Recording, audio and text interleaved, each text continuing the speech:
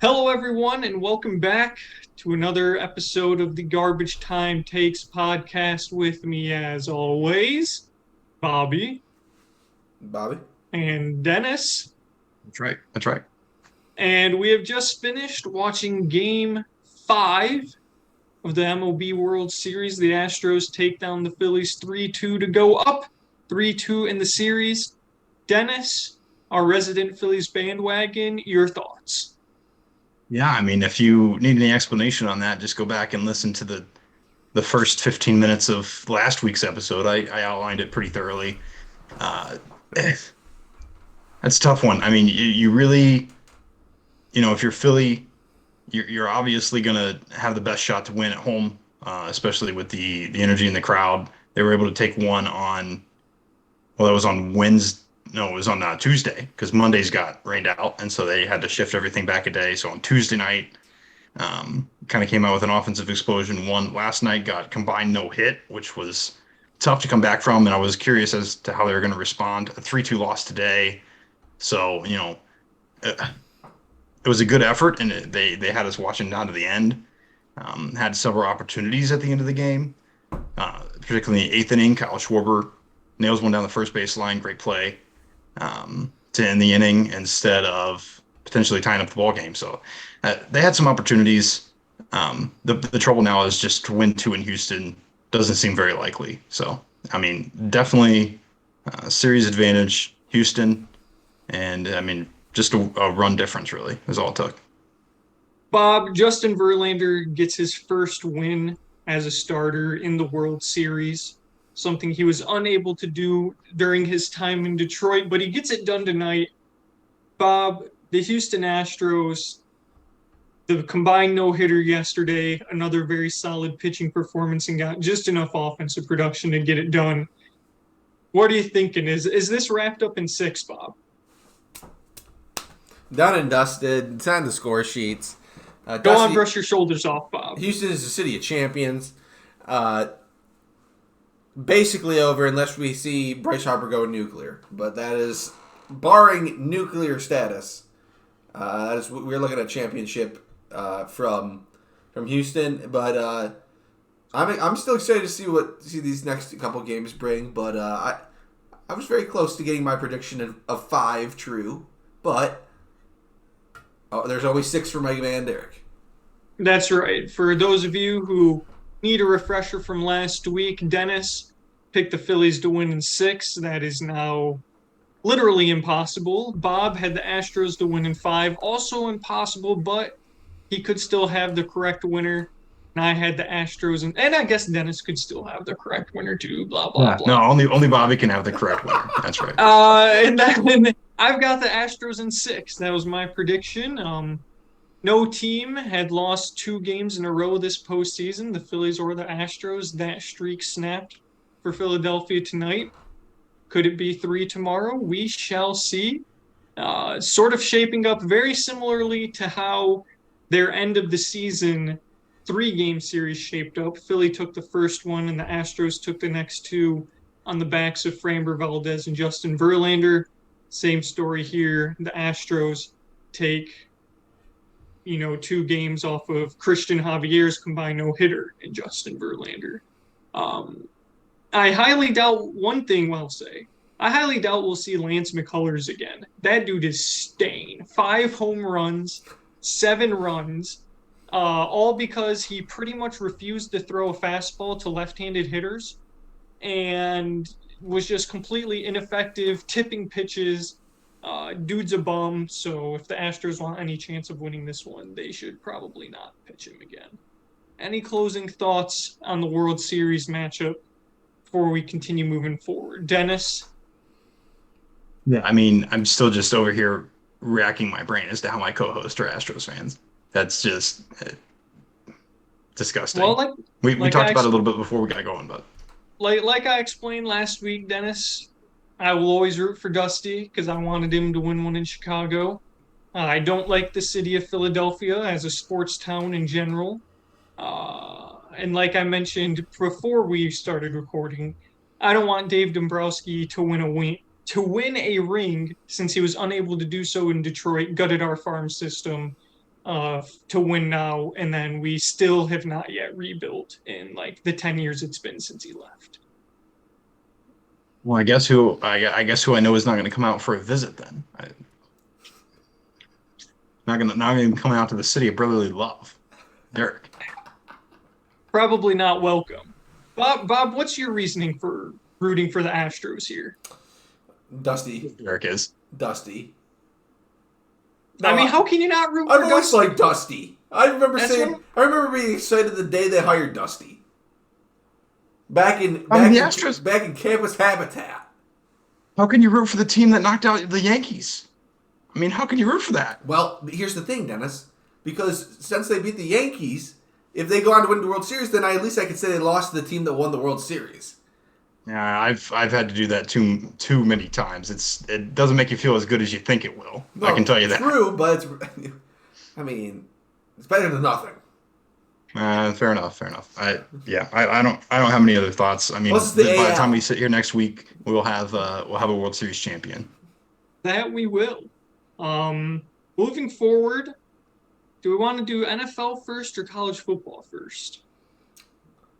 Both are equally disappointing, so it doesn't matter to me. Yeah, let's start with college football. Dennis, the Cincinnati Bearcats, unsurprisingly, fell apart in Orlando. Like I mentioned last week, Cincinnati was like 1-3 when playing at UCF, and their only win came in the COVID year. And Bob was riding the wave pretty heavy, saying UCF is going to take UC down. I wasn't quite convinced, but ended up early Saturday morning switching my pick to UCF in our CBS Sports Pick'em. And what do you know? You can take Ben Bryant out of Ypsilanti, but you can't take Ypsilanti out of Ben Bryant. Sooner Dennis, or later. Dennis, your Eastern Michigan, or should I say your UC talent who west to Eastern Michigan. I remember that. He didn't really quite, lead the Bearcats to victory. What happened? I mean, it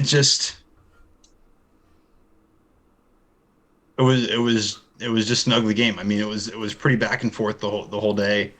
Ben Bryant obviously didn't look his best. 25 of 45, 298, a touchdown, no picks, 51.6 QBR. Not going to cut it. He looked like an Eastern Michigan quarterback, and I'm just gonna. Also didn't get a lot of production on the ground.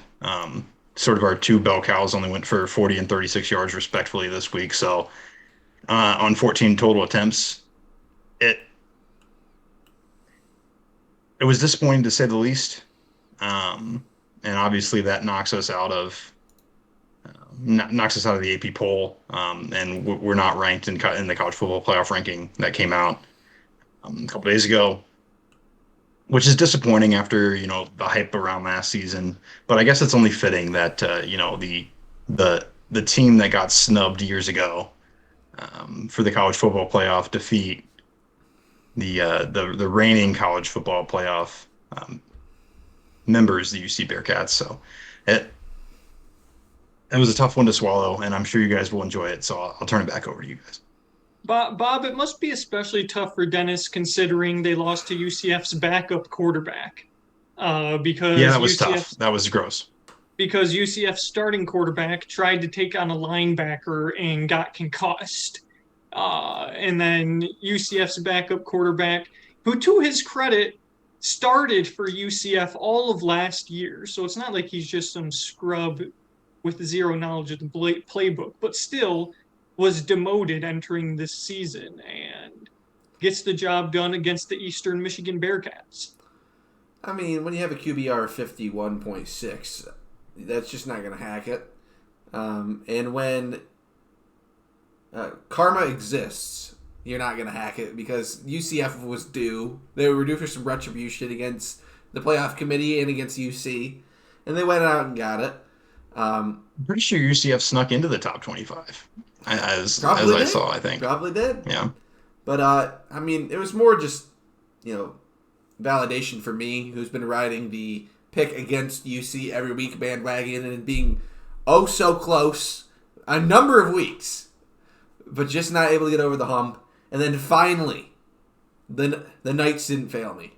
So I look forward to picking against UC a few more times when we inevitably get them into Pick'em, especially when the likes of Tulane arrive and the Pirates arrive. So, Dennis, I hope you got a few games to, bump up morale before then because you're going to need it. Bob, are the Green Wave going to come crashing down on the It's going to be more like a tsunami coming down. Oh, no. On the Bearcats, unfortunately. And the thing I know about cats is they don't like to swim. So last thing about UC, Dennis. Do you still think you'll run the table the rest of the way? Because an American Conference championship is not out of the question. No, not at all. But the things me and Bobby have been speaking to, which are UC's blatant disregard for playing disciplined football in any sort of sense, as well as having an Eastern Michigan retread as your starting quarterback.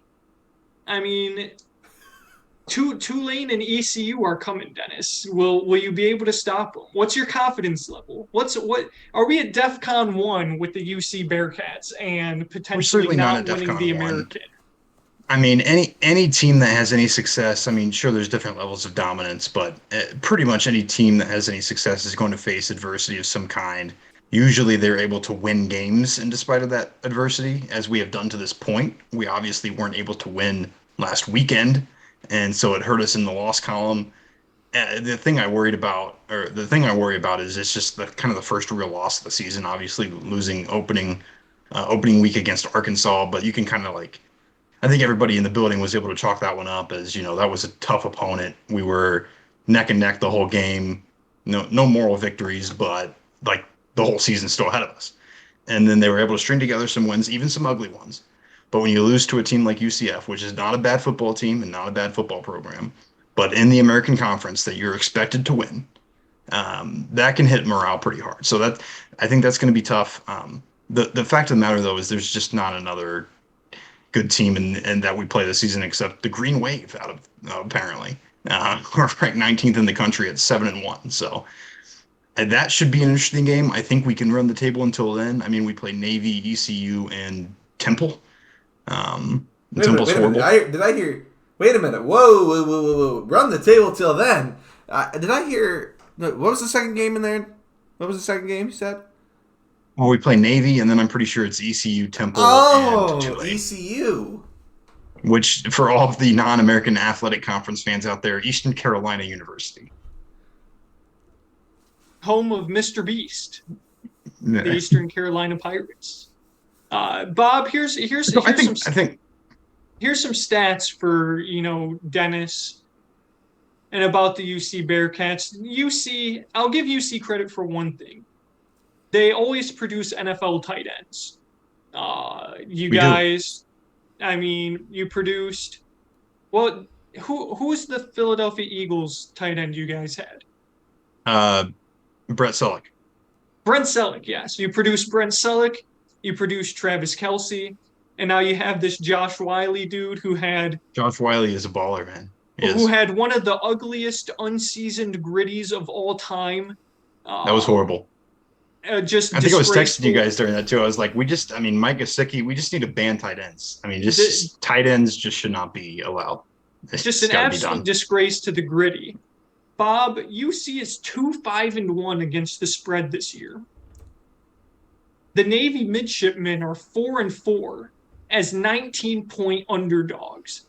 Last season, the Bearcats were 28.5-point favorites and only won by 7. Could the service academies rise up? I can tell you why the Navy midshipmen are 4-4 against the spread. It's because they're dog water, so the spread's 40 points every game. I mean, everybody's going to cover that. Well, here's my point about UC, and Derek, this is very key to be looked into before the Navy midshipman game. The thing that Navy and the service academies are known for is controlling time of possession, controlling the ball, limiting possessions. And that's all, counted for in the rushing attack.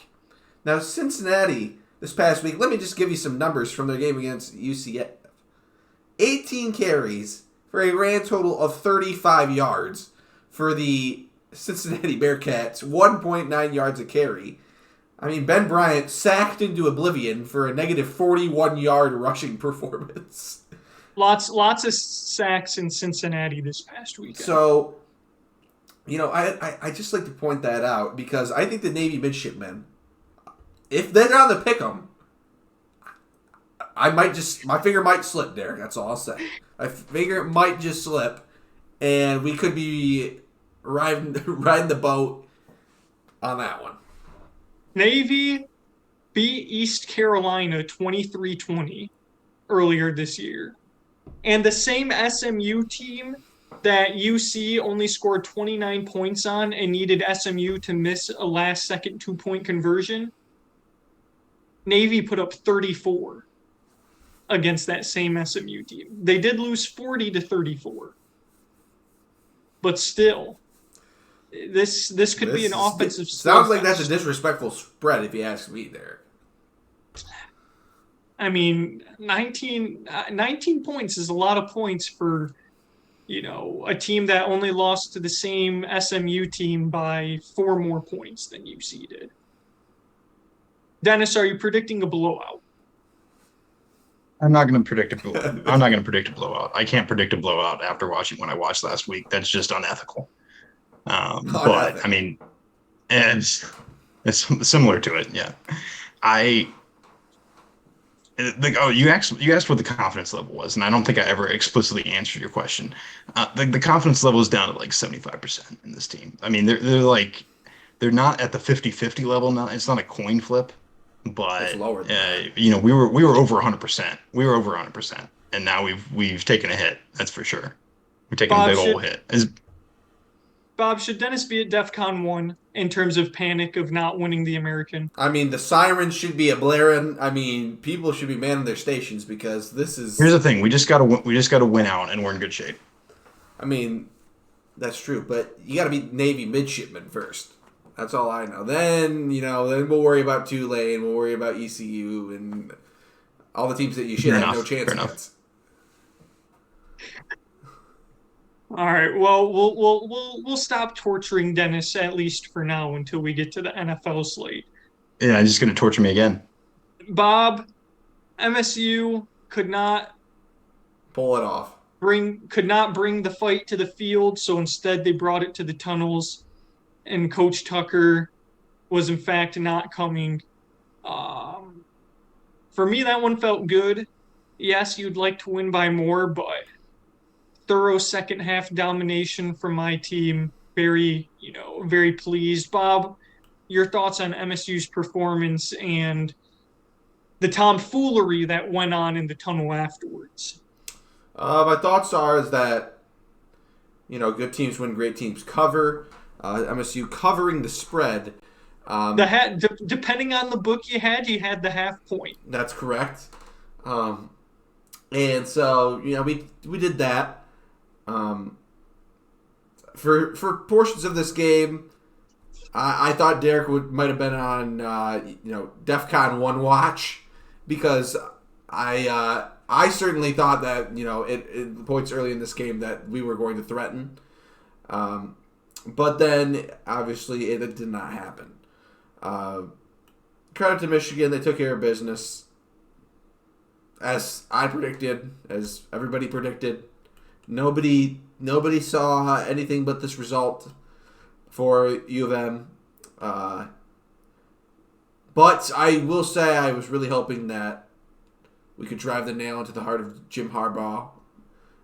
Just him personally. Yes.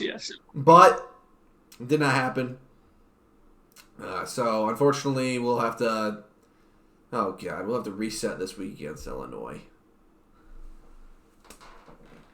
Bob, I wanted to get your thoughts on Peyton Thorne's performance because I personally have been a Peyton Thorne is buns person for quite some time. He's like the Ryan Tannehill of college football without an elite running back at his side. He's pretty mediocre. That's always been my personal preference. I don't have Peyton Thorne's stats up on me, but there were a lot of 3-and-outs for MSU's offense in the second half.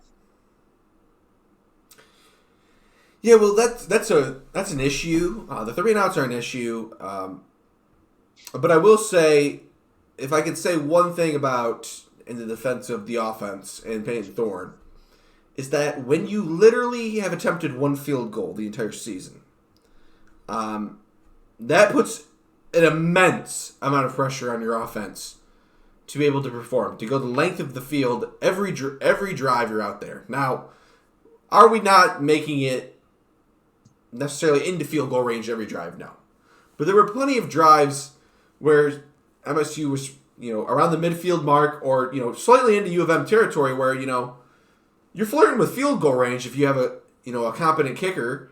Or if you have Michigan's kicker, you're definitely considering field goal range. And, Michigan certainly uses that man as an asset. Pro kicker in college as far as I'm concerned. But on both sides, the punter of MSU and the kicker of Michigan, ironically. As my mother appropriately said when we played Wisconsin, and I think this rings true, when your punter is the team captain, you have reason to be concerned. And that is the Michigan State football team this year. Oh, yes, and I'd like to say RIP to the great Ray Guy, I believe, who passed away, since we're on the topic of punters. The Ray Guy Award famously named after him for the outstanding career that he had. So, just despicable. Yeah, Peyton Thorne. See, there's, like you said, Derek, he's such an anomaly because sometimes he'll go out there and he'll just be throwing back shoulder fades that are on the money, making difficult throws. But other times, it just doesn't seem like there's anything available. Or he's just not making, the read when he needs to, or is there's just nothing there. And I'm really not sure. But, I mean, a serious investigation, especially if we lose to Illinois, a serious investigation needs to occur into whether Noah Kim should start out the rest of the season to get some experience under his belt. Bob, is 17 for 30, 215 yards, 1 tub, and 1 interception going to get it done? I mean, it's not great. I mean, Michigan has a decent defense, but it's just not. You hope for better. You hope for better. Bob, can I get your thoughts on the tunnel altercation? The tunnel altercation. Do you disavow? Do you disavow MSU players jumping Michigan players in the tunnel after the game? Do you disavow? I disavow it. Disavow it. However, I do have a few questions regarding the incident that I'm really unsure about.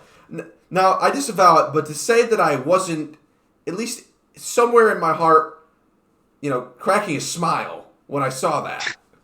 Come on, Bob. You gotta be better than that. You gotta be better than that. I did chuckle. I'm not going to lie. When I saw that.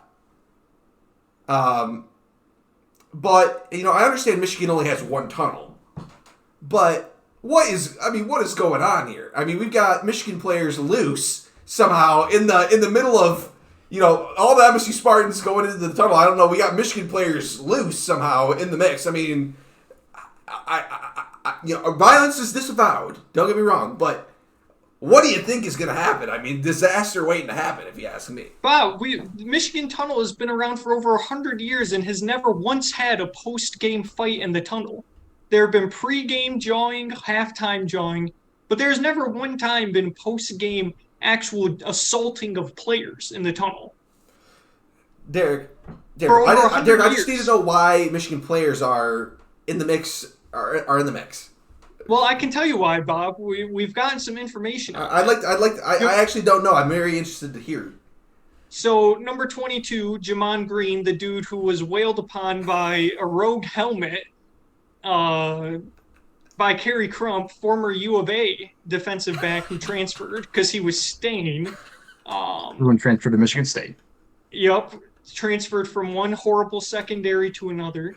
Jamon Green was going to the locker room early because his dad had flown in from out of town and was leaving soon.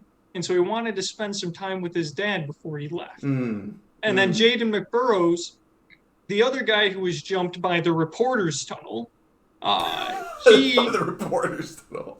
Oh, this is just good stuff, Derek. This is just he good is stuff. rehabbing an ACL injury, and so he always goes off the field early. And there have been videos circulating of previous games where Jaden McBurrows is always one of the first guys out off the field and going into the tunnel to get some whatever work he gets done for his ACL injury. So that is why they were there.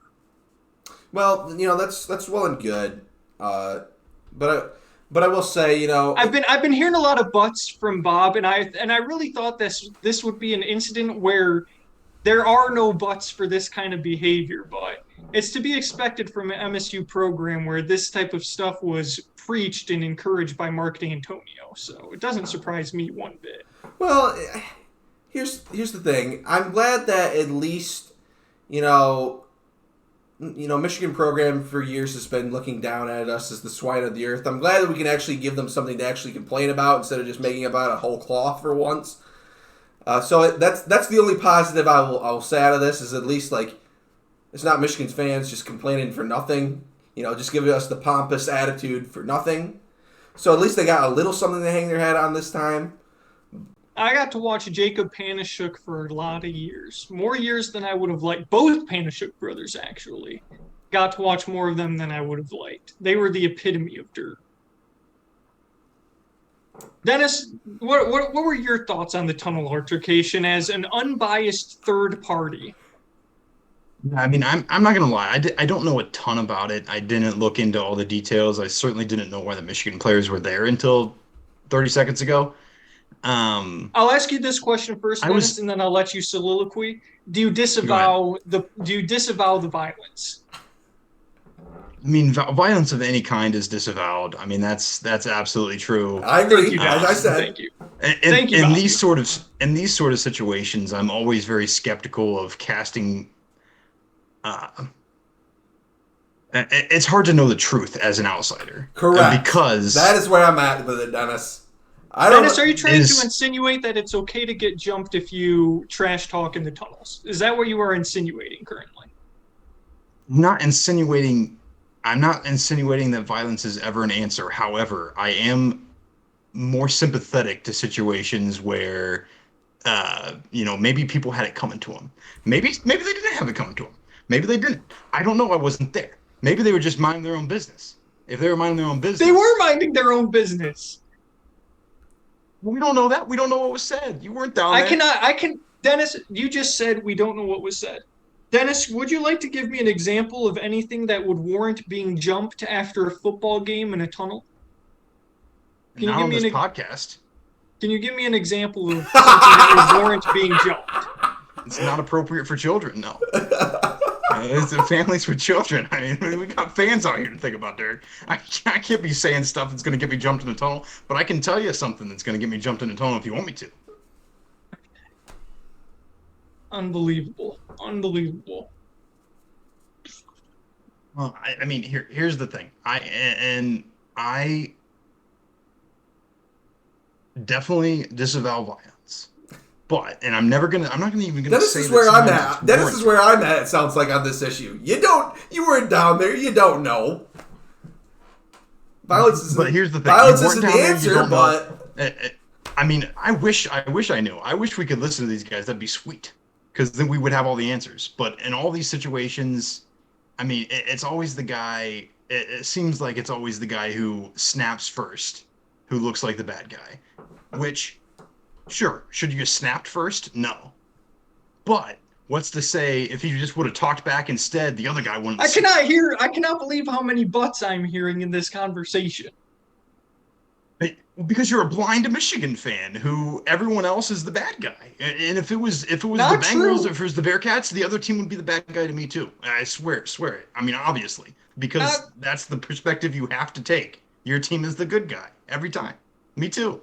Well, my team isn't necessarily the good guy, but they are indeed the victim.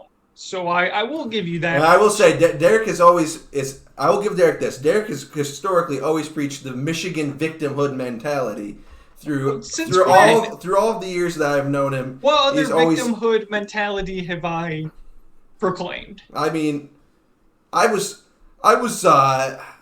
I was remembering back to this instance made me think back, Derek, to when I believe it was Devin Bush.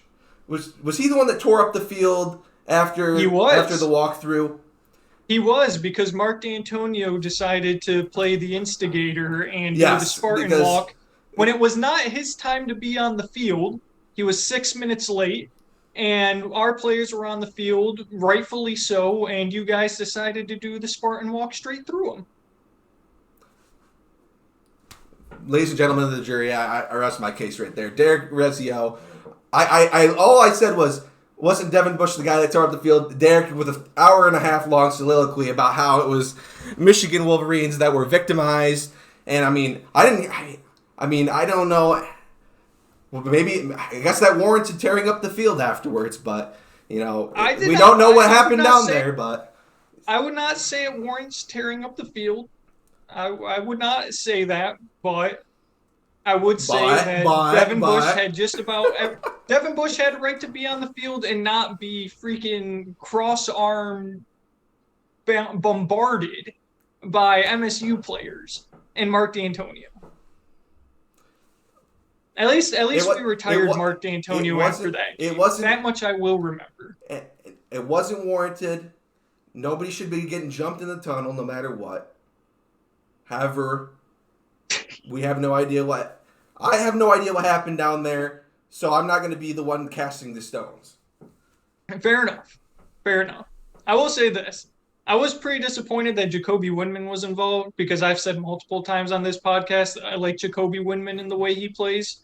So that one kind of stung, because I think he's pretty good. When Scott Hazelton doesn't play him as a middle linebacker trying to cover tight ends across the middle of the field. Well, what are you doing? Dude's your best edge rusher, and he's got him playing middle linebacker, and clearly has not been, coached in coverage abilities, because that was just bad. I questioned that too. I gotta say one last thing, and then we can move on or whatever. But as an unbiased bystander, and you never want to see these situations, but you do love to see the emotion come out, and because you like just how much it matters. Not in this way. You'd rather see it on the field. You definitely rather see it on the field, but a little extracurriculars can be entertaining to watch at times. Dennis, here's my question for Dennis. If you had two guys jumped in the tunnel after the game, would you I'd be rioting just like you? Yes. Would you have used, I disavow, but we don't know what things were said in the tunnel? No, and I already said that. It being your team blinds you. Just trying to make sure we have consistency here. No, absolutely. I mean, if it was UC, if it was the Bengals, I would not be. There would be no buts. Definitely not. Absolutely. But yeah, it's never a good look when your helmet is off and then you put your helmet back on while your teammate is swinging on a guy. Never a good look. Well, Derek, at least you can call me consistent in this. I always like the bones to being thrown. You do, Bob. If there's one thing that you hold true to, regardless of the situation, it's bows being thrown and entertainment value. And this is precisely why I was chuckling after I found about the incident, because both things were at play.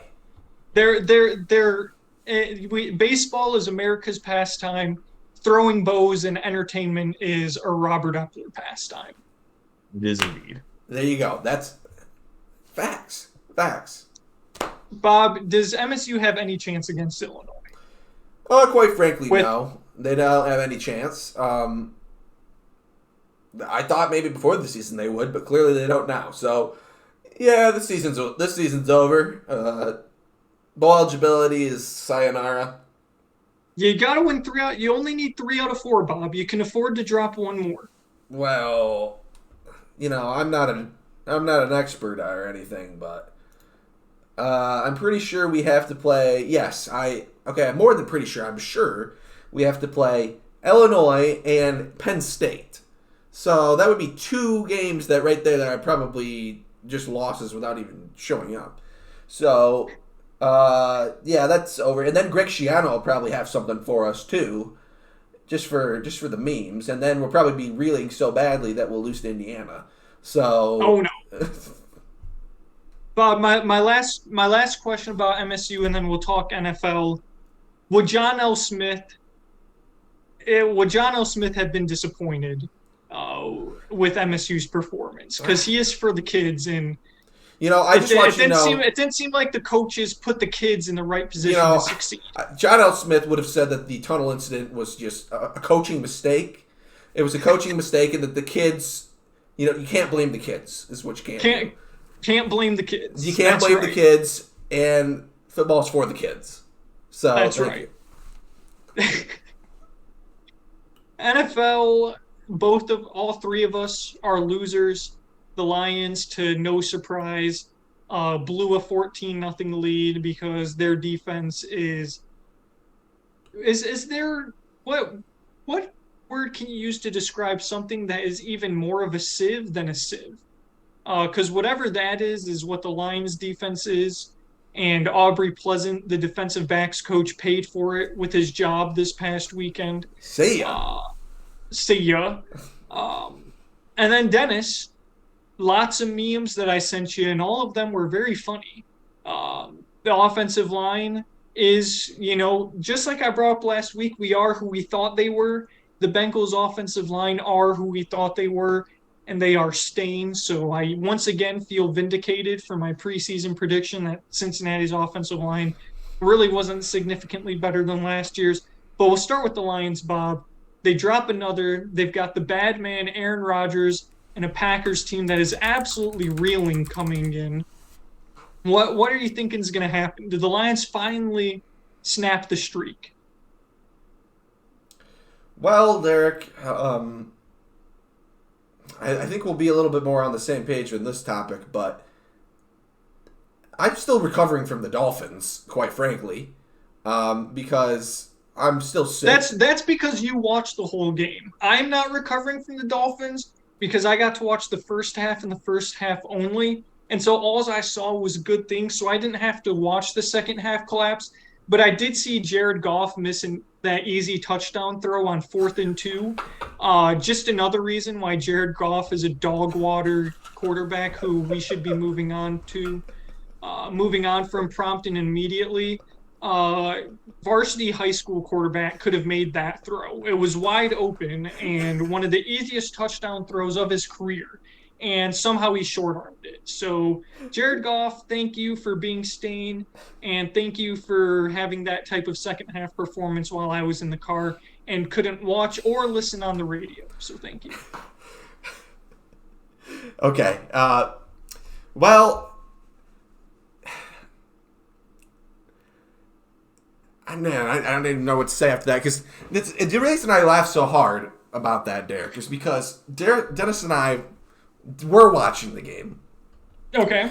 And we were having an avid discussion during the game. And I believe our discussion was something along these lines. And Dennis, you can correct me. You can correct me if I'm wrong. But it was something we'll do. Something along the lines of me telling Dennis, this defense is so horrendously stained, I'm barfing. Dennis saying, I just barfed. Something along those lines. Me saying, I can't wait for the pod where Derek is going to take Jared Goff's 1 or 2 mistakes and then say that it was his fault that we lost and not the defense. And sure enough, and somehow he didn't even get to watch the game, and it's still the one. I mean, he acknowledged the defense is staying. I give you that. But it came down to at the end of the day, Jared Goff. I saw Jared Goff miss the tub, and he had a chance. He had a chance to win the game, and once again choked. He is a verified choke artist. That man has no clutch gene whatsoever. He choked the Minnesota game away. He choked Philadelphia away by throwing a pick six. He choked Seattle away by throwing a pick six. He choked New England away from even scoring points because he threw a terrible interception in the red zone and fumbled. Dude just has no clutch gene. If we This had is hilarious. if we could have first half Jared Goff and fourth quarter Matthew Stafford, the Lions would be undefeated even with their more civ than a civ defense. It's but Jared Goff has spotted Philadelphia a free 7 and we lost by 3. Spotted Seattle a free 7 and we lost by 3. And couldn't get the job done to get one last drive to close out the game against Minnesota because he's incapable of throwing an out route of more than 2 yards and doesn't is unable to throw past the sticks on fourth down and always goes to his check down because he's so scared of getting hit that he just takes the first wide open guy he can find. So yes, I am disappointed with Jared Goff because we all know what the defense is. 32nd in points per game allowed, 32nd in yards per game allowed, 32nd in yards per play allowed, 32nd in first downs per game allowed, and 32nd in third down per conversion percentage allowed. And for those of you who aren't NFL fans or don't know how many teams there are, 32nd is dead last. My rant's over because I didn't watch the game, so I can't really talk about the second half. So It is really funny because we did have that conversation, Bobby. I almost forgot about that, but we were literally just watching how bad the defense was. It's like, oh yeah, there's Jared Goff's one mistake. Derek's going to point that one out. Yeah, and he does. And here's the thing: nothing Derek says is incorrect. I mean, he's right. Jared Goff not at all. Did surrender a pick 6 in those games. The problem is you have too many problems. You're arguing over which is worse. Here's what I want to know: why Jared Goff spotted the Seattle Seahawks 7 points? Who spotted him 41 points? That's what I want to know. I'm not worried about 7 points. And I think Derek really just. I mean, here's my thing with Jared Goff, and I think maybe this is where the difference lies. Jared Goff, I expected Jared Goff to be arse. Jared Goff, by all intents and purposes, has exceeded expectation in pretty much every level for what I think most people thought Jared Goff was going to be this season. I think that's fair. I think that, like you said, I think that's a fair assessment. He's exceeded expectations. He is a perfectly mediocre quarterback. He's exceeded expectations. And oftentimes, I mean, like you said, if it's in the first half, he's very exceeding expectations. He's looking extremely, extremely good. And often getting us out to sizable leads, double-digit leads in multiple games. However, Derek, I'm with you. I don't know what's bigger than a sieve because this just a hole. This is gross. Just a hole. I mean, a gaping black hole. I mean, the Detroit defense, as you read out the stats, Derek, the Detroit defense is darn near last in every single category that is measurable. Now, last in many categories. Now, if Jared Goff doesn't play darn near perfect football, we're not winning any games. And Jared Goff, God bless him, he's not an elite quarterback. He's in my opinion this year, a pretty good quarterback, but he's not elite. And I'm sick and tired of watching Jared Goff go out there, and for what I expected of Jared Goff plays his tail off, gets us to double-digit leads, gets against, teams that are at least respectable. And then completely folds in the second half. They're completely 2 weeks in a row. Fold. I'm tired of Jared Goff having to go out there in every single drive, and unless he scores a touchdown, it's complete failure because now we're behind and we'll never catch back up because the defense will get maybe one stop the entire game. If Jared Goff would have scored one touchdown against the Dolphins in the second half, we would have won. Correct. That is correct, Derek. However, with the points that he did score for us, we got to 27. And 27, that's correct. And 27 wins a lot of games. 27 should win a lot of games. Ain't bad. Yeah. 27 should win a lot of games, Bob. You're absolutely correct. And that's all I'm trying to say. I'm just saying, before we go, casting the stone at Jared Goff, where there's areas for improvement, he's not perfect. You at least admit he has no clutch? Can we at least get into the low 20s before we start casting stones and Jared Goff. Can we at least say Jared Goff has no clutch gene? Because Sure. even Matt Stafford was able to win with garbage defenses. I watched many a comeback win after Yeah, the there's- defense there's- folded like a steel chair. There's little to no clutch gene from Jared Goff. Okay, thank you. However, I think agree with you. I think Jared Goff The puts defense is himself pathetic. into positions where he shouldn't need to be clutch, because I he should be playing. These leads that he's building should be held for more than 1 minute and 30 seconds. That it takes Great point, and that that's it takes Tua what I was going to Tagovailoa to get go to. down Yeah. the field and score. Like I said, it's if we don't go out there and score a touchdown at every single possession, darn near, it feels like we have no chance, and that's not realistic. And I can't to get to the point for this week, and then I'll have to let it go. Aaron Rodgers has looked horrible. The Packers have looked horrible. It's Ford Field. My mother's birthday, November 6th. Shout out, mother, who's watching. It's Lions Packers. I'll be tuned in. But it's going to hurt horribly when I watch Jared Goff probably do the same thing that he's always done. Play competitive, maybe even darn near better than competitive football for one half of the game at least.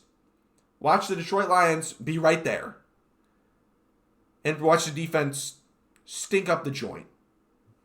And make Aaron Rodgers go from halfway out the door into retirement to springboarded forward, and all of a sudden our world beaters again. Because somehow we're already 3.5-point dogs at home we are to a team that has done next to absolutely nothing. correct. Which is the sad fact of the matter. And the even sadder fact of the matter, Derek, is after last week, I am officially on DEFCON 1 that the Bears may beat us 2 times this season. And just The Bears won't beat us 2 times. Derek, They may beat us 1 time. Derek. They will probably beat us 1 time. Derek. I don't think they'll beat us 2 times. Derek, I'm concerned. I'm very worried. When I say very worried, I'm very worried because Are you? because here's the thing. Justin Fields, you already know what I think about him. Horrendous. Mm-hmm. But here's the thing. But he's a running quarterback. Now you're thinking he's a running quarterback. And they finally figured out And how we to can't tap even- into that. And we can't even cannot stop set a an passing edge. quarterback. We cannot set an edge. We can't even stop a passing quarterback, let alone a running quarterback. So, by the way, fun fact for you. If the Lions finish in last place in the division this season, making it, I believe, what would that make it, 6 years? I think 6. I think 6. Can you even fathom that? 6 years. Ever since we fired Jim Caldwell. So yeah, 6 years. 6 years since we were literally freshmen in college, undergrad. That's how gross. I mean, I can't even fathom this. But we will be 1 year away from setting the NFL record Oh no. for consecutive last place divisional finishes. We have 1 more year to go after that, and we will have made the record. And that team, Is it Cleveland? it is not Cleveland. It was the Buffalo Bills in the Tom Brady Belichick era. They were terrible. That finished 7 consecutive years in last place. Because even the Jets were respectable. The Jets were good. Yeah. Yep. But now look at them.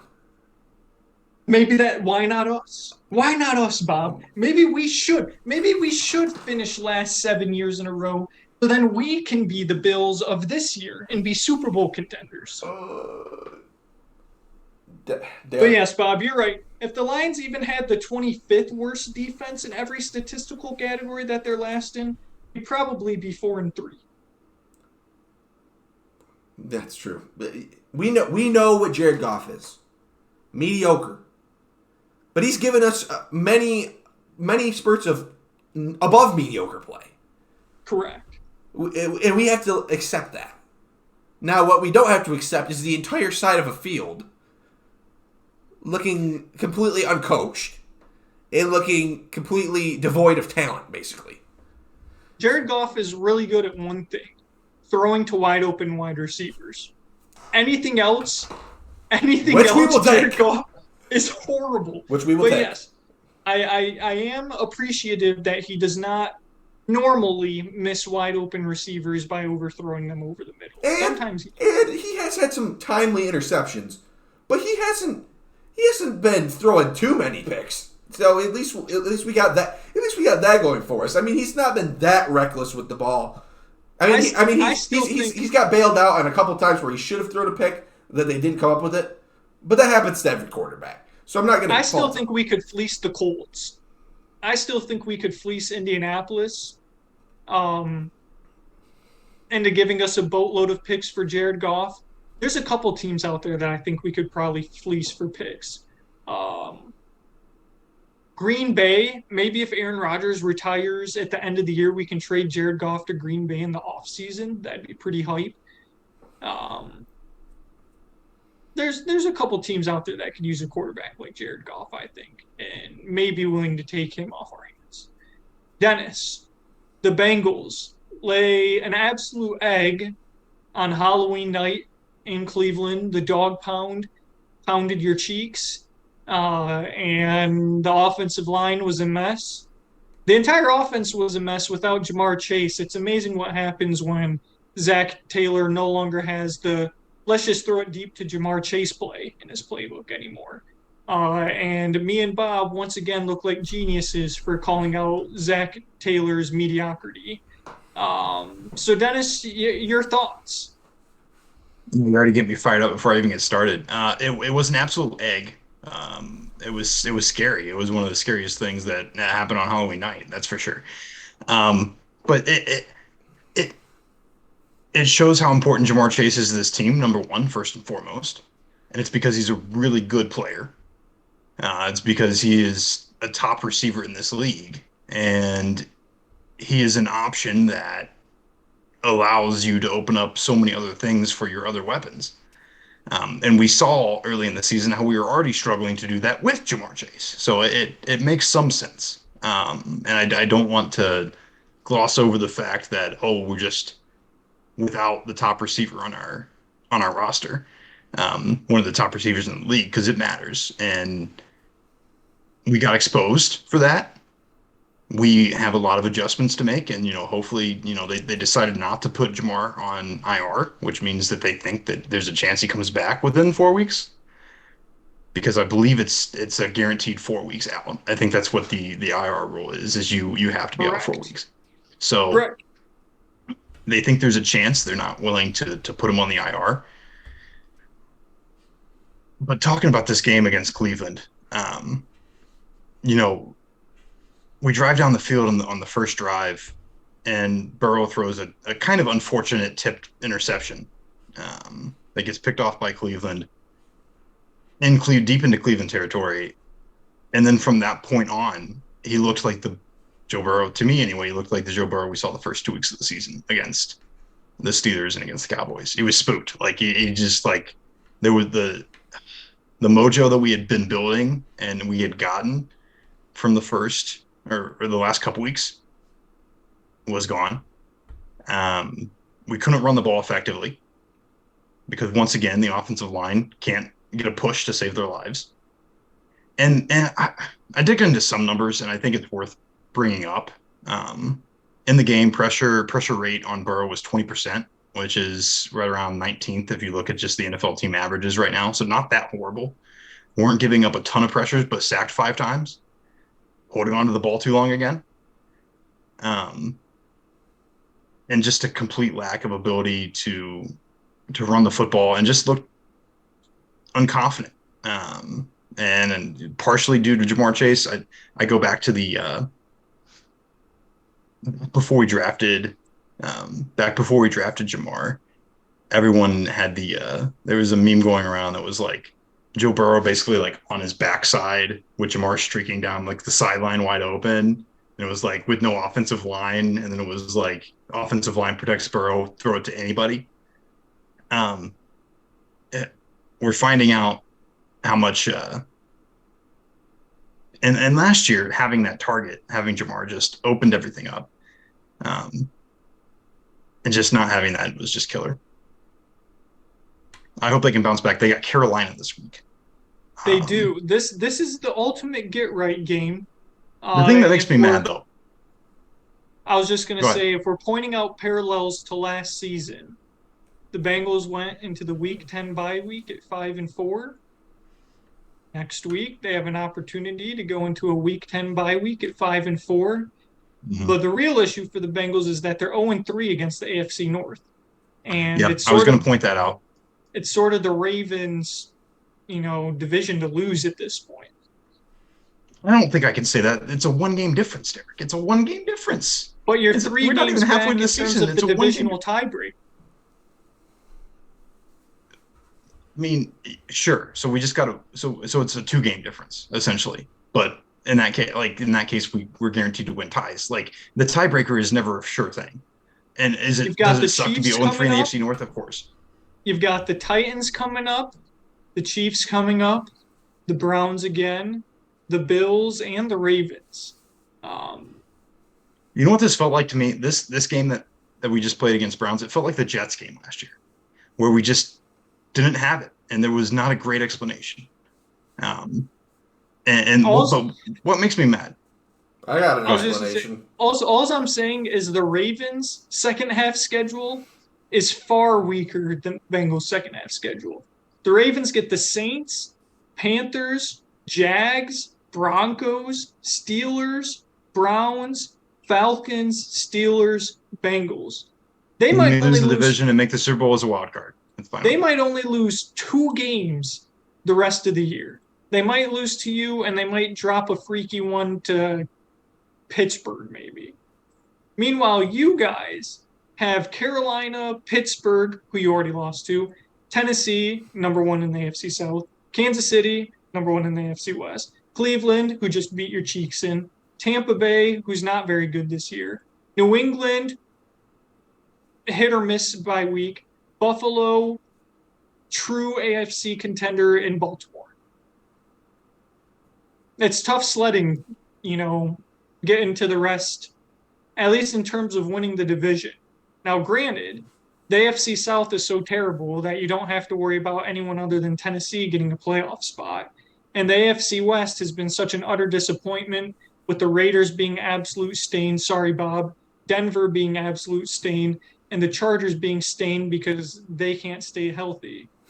And then we you have got the tiebreakers Jets. over Miami and the Jets because we beat both of them. Yep, and then you've got the Jets and Dolphins and Bills all at above 500 in the AFC East. So certainly I don't think the playoffs are at risk, but I do think the division is at risk, if I'm being realistic. Well, it's been at risk since the beginning of the season. I mean, since the beginning of the season, it was going to be either us or Baltimore. And it's obviously I thought I losing the remember game to Dennis saying Baltimore. Baltimore was overrated garbage to start the season. And they are overrated garbage, but they were clearly the second best team in the division. I mean, clearly Cleveland and Pittsburgh were going to be bad. I think they might be the clearly first best, with you maybe clearly third best. I mean, that's just not true. Cleveland is not good. That was a fluke game. Deshaun Watson's going to come back at some point, Dennis. Yeah, and he hasn't played football in 2.5 years and is probably just getting done with some more massages. I don't give a crap about Deshaun Watson. That guy can – never mind. I won't say it on the podcast. He's not going to be good. The Browns overpaid and they ruined their franchise for years again, and it makes me very happy.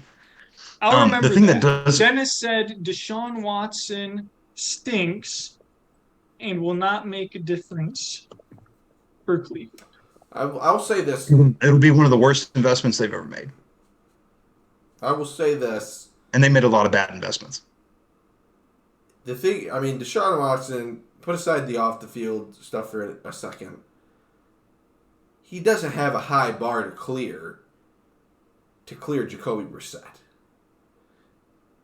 And No, but he has a high bar to clear the record-setting contract they gave him of guaranteed money. That's true. He has a high bar to clear that. That's true. That's true. You're right about that. But we're not talking about living up to the contract, which would be, it's going to have to be some performance. We're talking about living up to beating the Cincinnati Bengals, and that is a heck of a lot easier to clear.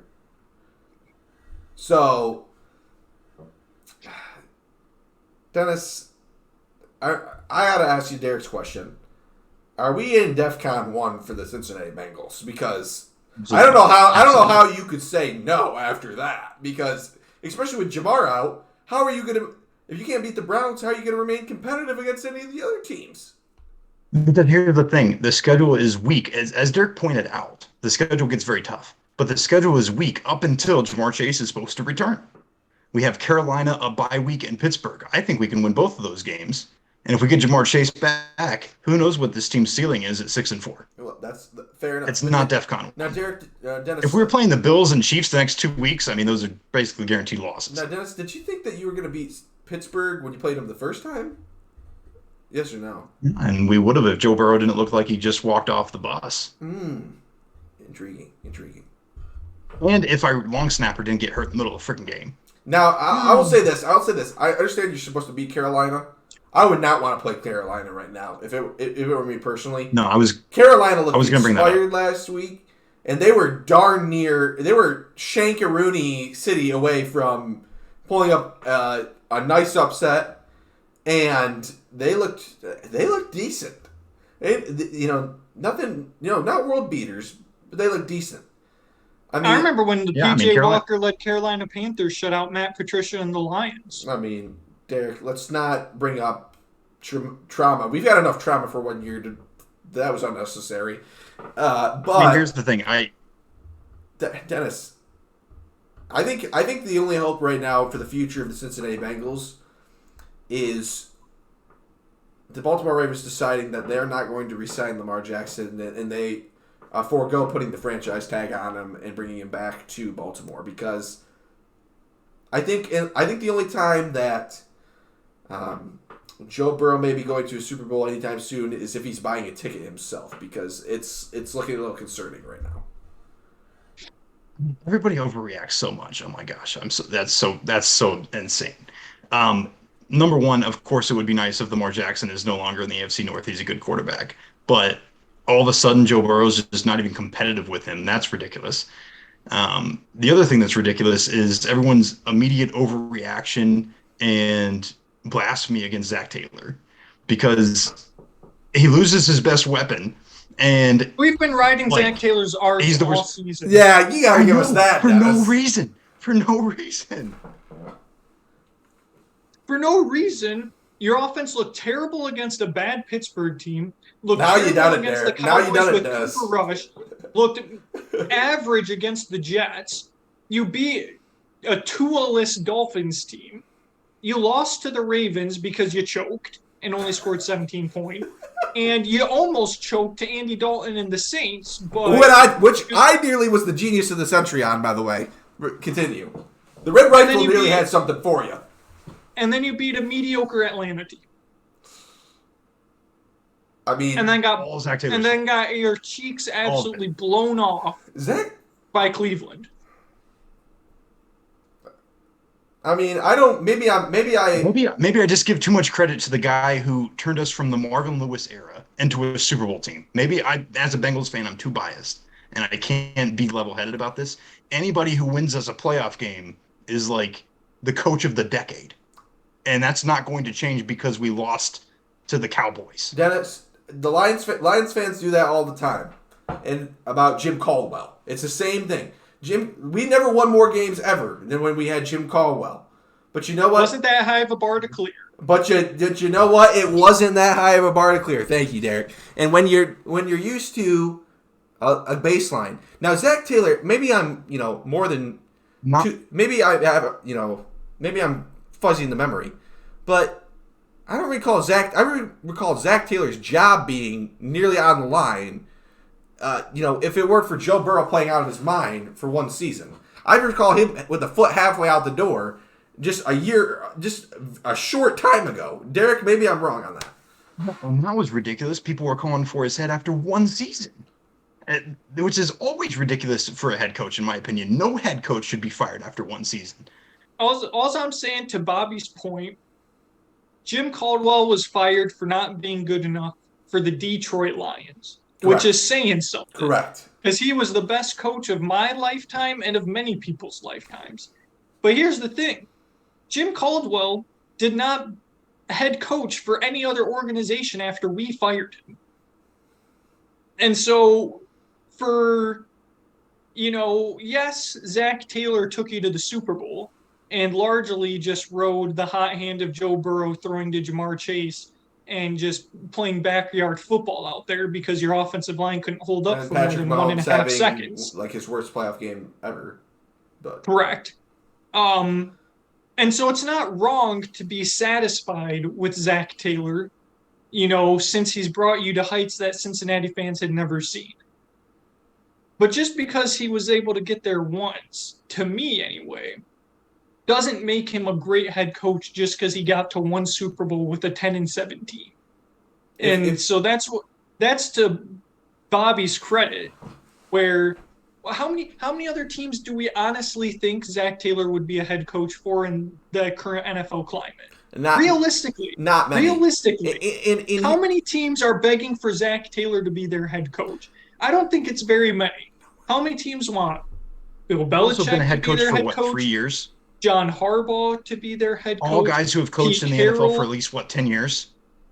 For at least what, 10 years? You haven't even given the guy a chance. Everybody's kicking him out before he's even entered the league. Okay, I'll give you more recent examples then. Nick Sirianni came into the league, I'm pretty sure, at the same time as Zach Taylor. And I think a lot more teams Hasn't were been to a not. Super Bowl, I'm pretty sure. No, but I think Philadelphia is well on their way to probably going to a Super Bowl this year. And I'll help you out here, Derek.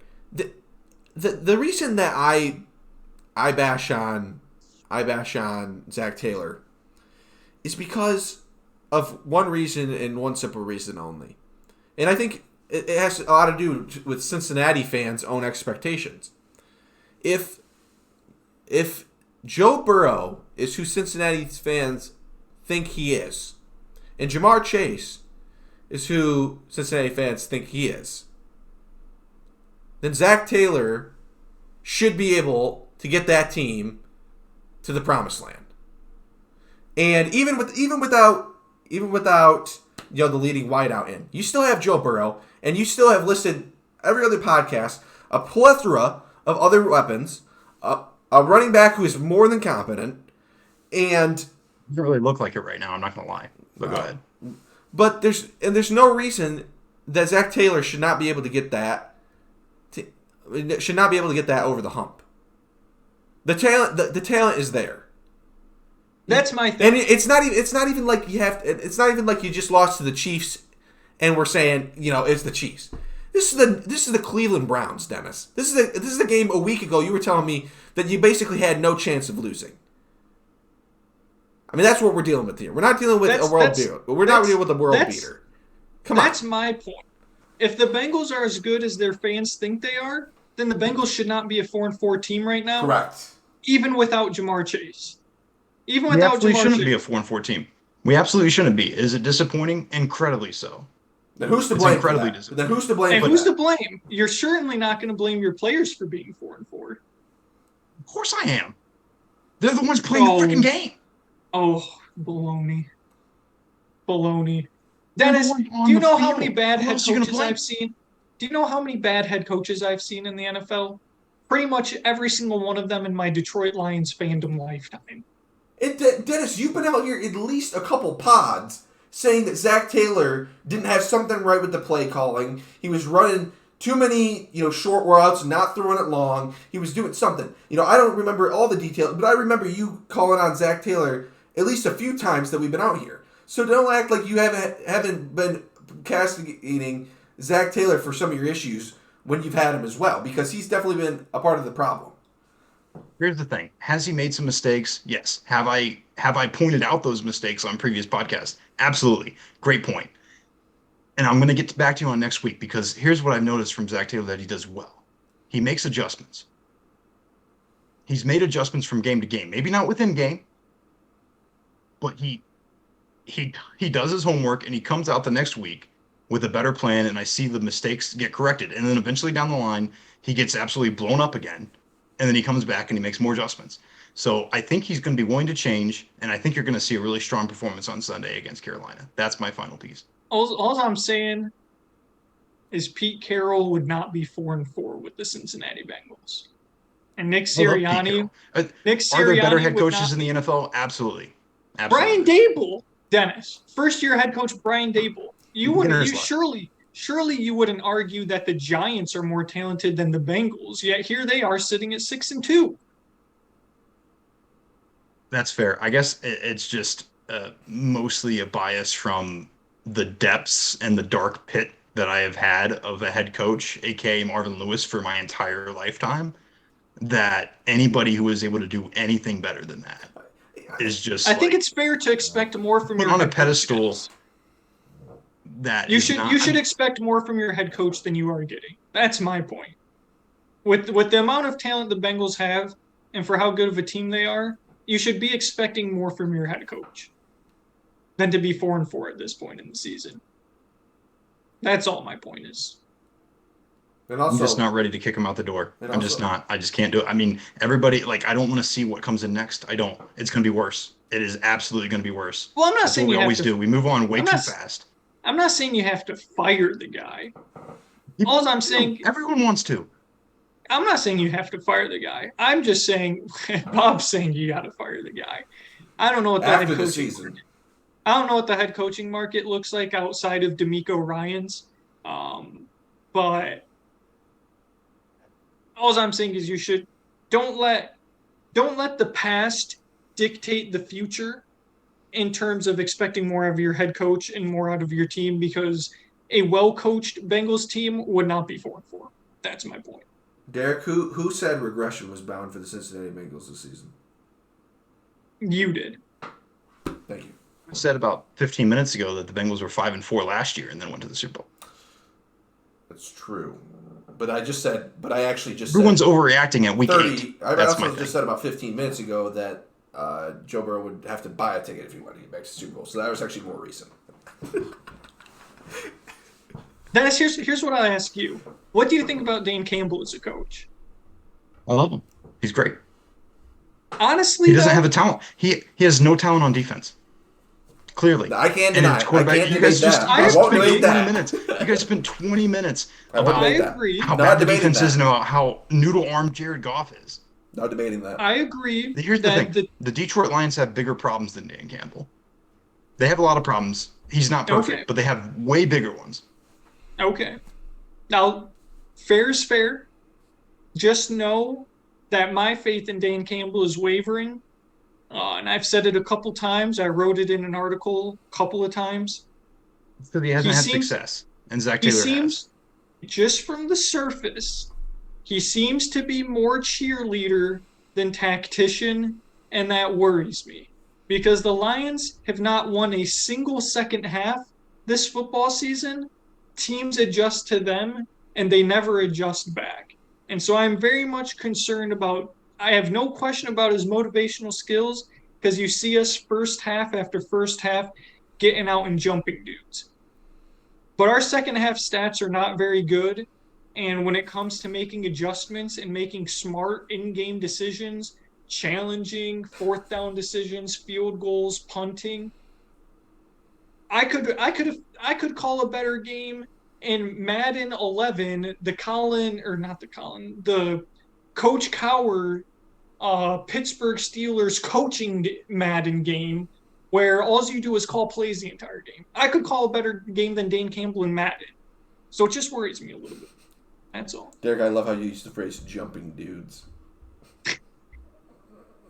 I Look, thought Too about, Full soon. circle. Too soon, Derek. I thought Too soon. about we using it. we disavow. We disavow. We disavow. Thank you, disavow Derek. jumping. I wanted to reiterate Disavow that. We jumping. except disavow. when Disavow except when it's assaults. instigated by violent words and Oh, profanity. we disavow that and too. I inappropriate disavow that things. too.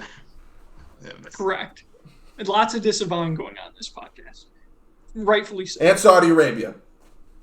Yes, disavow Saudi I Arabia. saw you. Dennis, I had to throw that in there because we've been beating you up a little bit. I had to make you feel better. However, I'm going to take Yeah, I'm go going ahead, to take a Derek. bold stance here. Yep, go ahead. I disavow Vladimir Putin. I know. Very, very controversial thing to say, but I disavow Derek, Vladimir. I don't know if YouTube will let us upload this now. Yeah, no, we might get flagged, man. Oh no. Bob, do the Lions beat the Packers this week? Yes or no? Derek, I'm gonna be real with you. I would be lying if I said I didn't think long and hard about the Lions winning this game. And part of it, the Lions can win. And part the of Lions it can is, beat anybody, and the Lions can lose to anybody. Part of it is, Derek. It's foolish. It's foolish pride. It's foolish belief that just how can we not get over the hump this year against the Green Bay Packers? But then, Derek, I always think the thing that stopped me as I picked the Packers, and I'm going to pick the Packers. The thing that stopped me is that I was my thumb was hovering over the Detroit Lions button, and then I had a flashback, an epiphany, if you will, and I thought back. Has there ever been a time the Detroit Lions should have beat the Packers, and they didn't get it done? And I thought back, and the vision of Matt Flynn appeared in my mind, and at that moment, I was forced to make the Green Bay Packers. Dennis, your official prediction for Lions Packers. Oh man. 31-27. You'll have to check Repeat. the pick'em, but I'm pretty sure. It hates me to say this, but I've lost some faith in this team, so I think I picked the Packers. Not the objective faith I think loss. I picked the Packers. Not the objective. I mean, here's the thing: you should not pick the Lions any game the rest of the season. If they burn you and win, they burn you and win. Yeah, there's zero reason to be believe that the Detroit Lions will win any football games the rest of the year. Derek, no. I know they've looked bad, the Green Bay Packers, but Aaron Rodgers' Detroit defense doesn't seem like a good idea. Correct. And that's really all there was to it. New defensive backs coach, Derek, baby. Aaron Glenn is still there. Derek. For as long as Aaron Glenn is still there, this defense will be stable. Derek, I need you to guarantee me one thing. I need you to promise me something. Promise me we will not lose 2 times to the Chicago Bears. I can't make you that promise. It's DEFCON 1. My faith has wavered. My faith has also wavered in being able to beat the Bears twice. DEFCON 1, Derek. Derek, there's tears swelling in my eyes because of this. Justin Fields going to run all over you. Can't set an edge. There were only a couple other NFL games I wanted to mention briefly before we get into our final segments. Chargers-Falcons is all of a sudden a very intriguing game. Why? They're horrible. Both teams are horrible. Exactly. Who honestly, who do you think's going to win that? I mean, I guess intriguing means something different to me. Derek, intriguing to me means I have no idea who's going to win this football game. Well, that's fair, but intriguing to me means I have no idea who's going to win this football game, and it means something. I suppose. The Chargers are only 3.5-point favorites on the road. And Arthur Smith has the Chargers are obviously dealing with a lot of injuries. Justin Herbert's not right. They have no receivers. I keep hearing this being pointed out on many podcasts about how they're just built incorrectly. Like they have, even when they had Keenan Allen and Mike Williams on the team, they were just one of the slowest teams, and Herbert has one of the biggest arms in the league. It makes no sense. Now they're even slower, and their speedster, Jalen Guyton's out for the year. The Chargers are also banged up on defense, I believe. Atlanta's not a bad team. I really don't think that Atlanta's a horrible team. And at home, they beat the same Browns that blew your brakes off. That's right. And you blew their brakes off. I favor Atlanta here. I'd call me crazy. Bob, who do you think? Chargers or Falcons? Chargers, and if the Chargers lose this game, I'm probably going to write off Justin Herbert forever. Any chance I have of coming back on the Justin Herbert bandwagon will be even without Keenan Allen and Mike Williams as top 2 receivers. Does he not get even a small pass for having? Oh, here's the thing: Justin Herbert's going to get a pass for not having Keenan Allen and Mike Williams, but Joe Burrow will get no pass for not having Jamar Chase. Watch. Well, who else you got, Dennis? Can you name me the rest of your receivers that you have? Sure, T. Higgins and Tyler Boyd, but he's not going to get any leniency whatsoever. Dennis, T. Higgins and Tyler Boyd. Also, Keenan Allen and Mike Williams are more like T. Higgins and Tyler Boyd than they are Jamar Chase. Well, That's team just gets a Tyler blatantly Boyd incorrect. ain't a bunch of That's bums. blatantly incorrect. And you got a good tight end, as I recall, too. Nobody thought he was good, but he is good. Hayden Hurst. Thank you very I much. cannot believe you disrespected Keenan Allen and Mike Williams like that. I mean, here's Mike Williams had a fluke year where he was really good in fantasy because he could catch a deep ball. And Keenan Allen's been really solid for a long time, but can't stay on the field because he's always injured. I want to believe in Justin Herbert, but I've just really had little to no winning games evidence of wanting to root for Justin Herbert. And I want to give him a pass, but how many seasons can I keep giving him a pass before I have? And I said it before this season. I was like, if he doesn't perform, or the team doesn't win games, I'm going to have to start asking questions. And even though now there's things going wrong, with injuries and stuff, how long do I have to wait before I can actually see this potential? I could see this Chargers team take the next step. Long time because it's not going to happen. I don't know. I'm starting to think that, and I'm thinking to myself, you got to be able to beat Marcus. You got to be able to outduel Marcus Mariota, and especially with the talent of the Chargers. I mean, I'm not that well versed at the Chargers, but I'm pretty sure they have a pretty good defense, or at least they have some talented players. When they're not hurt, yeah. But the Chargers are really banged up defensively. They are incredibly banged up defensively currently. Okay, well, maybe that will bite them, but I don't know. That's the one team I've really never seen the hype with is the Chargers. It's just gotta put some W's in the win column. Second intriguing matchup, and then I have one more. Yep. The Raiders-Jaguars. Game of the week, in my own personal opinion.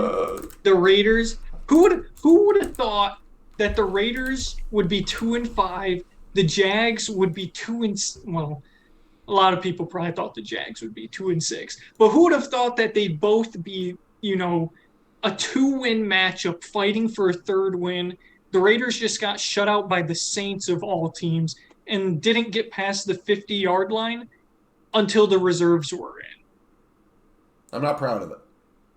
I mean, all of a sudden the Jaguars offense is better than mediocre since they traded James Robinson and finally let Travis Etienne get loose. Who do you guys got in this one?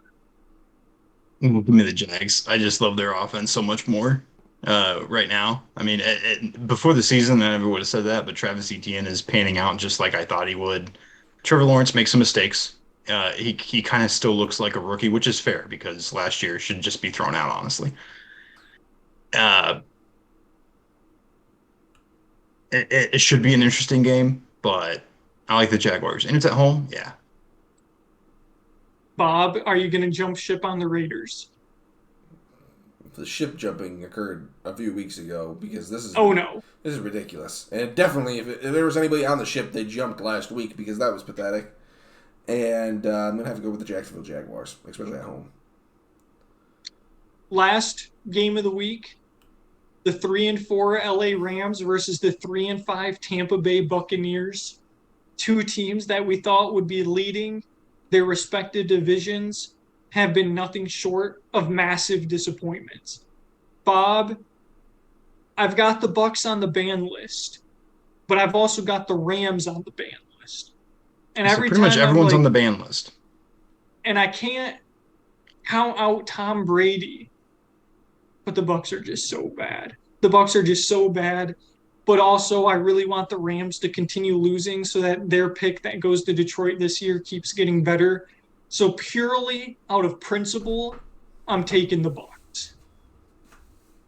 Derek, I think you should have stopped your sentence about 20 words ago. You can't count out Tom Brady. And you just never can. You never can, and you never should, you never will, because even when he loses 21-3 to the Panthers, Bob? Yes. And 20-18 to Pittsburgh? Yes. Because the moment you do, you've seen it too many times. The moment you do, it rises back up on you. And I just can't see Tampa Bay slipping to 3 and what it would be 6. I can't see it. I can't see it. Bobby summed it up perfectly. I don't even have anything to add. Bucks. Fair enough. Next week, I'm thinking since most of the teams will have gotten through their bye weeks, and we've got a pretty good idea of who's good and who's not. Maybe we can revisit our tier lists and see what our preseason looked like to now, and then sort of talk about what we think the playoff picture is going to shape up to look like. Because I've got a feeling that the NFC is very weak this year. Outside of Philadelphia, who I'm still not even convinced on. Winners and losers. Everyone's favorite segment, not named The Right Bench Ballers, not named Garbage Time Takes Your Money. I know we've got plenty of amazing segments on this show. Winners and losers, Bob, will you start us off with your winner? I'm going a little bit under the radar, as I always do, but I'm going with... I can't believe I'm saying this. Grand Valley State University men's basketball team as my winner of the week, because they gave the Michigan State Spartans an exhibition scare. They did. They were leading like at 30 minutes, leading at halftime against the MSU Spartans. Not even Division I, not even close, and we were losing at halftime. Spartans did end up pulling out big in the end, as to be expected, but I was sick and very, very, very, very, very, very, very concerned. And if GVSU can make me feel like that, then I deserve to be the winner of the week. Does Michigan State have any chance against Villanova coming up in like a week? Yes. Because, Dennis, I cannot let you get the satisfaction of already writing off another bandwagon. Derek, get this out of here. Get this out of here. Bob, I thought for sure you were going to say Grand Valley State University, just athletics as a whole, because their football team is the number 1 ranked team in D3. No. Men's basketball. Men's basketball. Dennis, your winner of the week. Yeah, it's Rocky Top, baby. The Tennessee Volunteers 8-0. Beat Kentucky 44-6 last week. Ranked number 1 in the CFP rankings when they came out, baby. And first time ever in the top 4 of the CFP rankings. And first appearance in the ranking period since 2016. So, Tennessee, finally love to see some change at the top of the SEC because I'm sick and tired of Alabama. I'm sick and tired of Georgia, too, for that matter. But, yeah, I'm with the Volunteers this year. Big winner this week. I was glad you brought up the CFP. I was glad someone brought up the CFP because it was something I wanted to talk about briefly, without talking too much about it. Did you guys have any problem with the top 6 and or 7? I'll start with you, Dennis. I personally did not have a problem with it. It was Tennessee, Ohio State, Georgia, Clemson, and then Michigan, Alabama. TCU. It seems right to me. I mean, here's the thing. All this is going to get situated because this week we've got Tennessee, Georgia. So that's going to take care of a lot of things. Obviously, at the end of the season, we'll have OSU, Michigan. That's going to mean a lot. And then, the conference championship games always matter too. But at this point, I don't read too much into it. I know it can matter down the line. But the fact of the matter is, it's going to look – I think this will look quite different when we're actually talking about setting the bracket. So I don't have a problem with the way it is right now, though.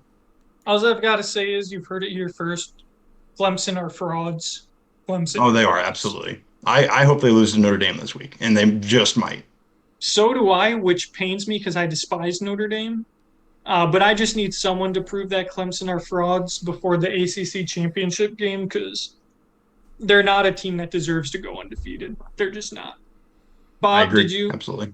Did you have anything to add about the CFP rankings? No, I'm just really excited for Tennessee, Georgia. Should be an awesome game. For obviously OSU, U of M when the time comes. Yeah. But I'm disappointed that the top 4 in order now are no longer got them because that was fun when it was Georgia, Ohio State, Tennessee, Michigan. Did you guys hear that? Did you see that? Yeah, that was incredible. That's pretty I'm good. disappointed in that. That's my only gripe. My winner of the week, stolen jerseys. 15 years ago this past Monday, was the anniversary of the time that Virginia Tech went to Georgia Tech on a Thursday night, and 4 Virginia Tech players had their jerseys stolen out of the visiting locker room, akin to Michael Jordan getting his jersey stolen and then having to wear the iconic 45, similar to Tom Brady getting his jersey stolen after the Super Bowl. Virginia Tech, listen to these names: Sean Glennon, Cam Chancellor, Tyrod Taylor, and Brandon Flowers. Three Wow. future NFL players and Virginia Tech starting quarterback all had their jerseys stolen before the game. And so Georgia Tech gave them old practice jerseys. Dennis, have you enabled screen sharing? You have not. I'll pull it up right now.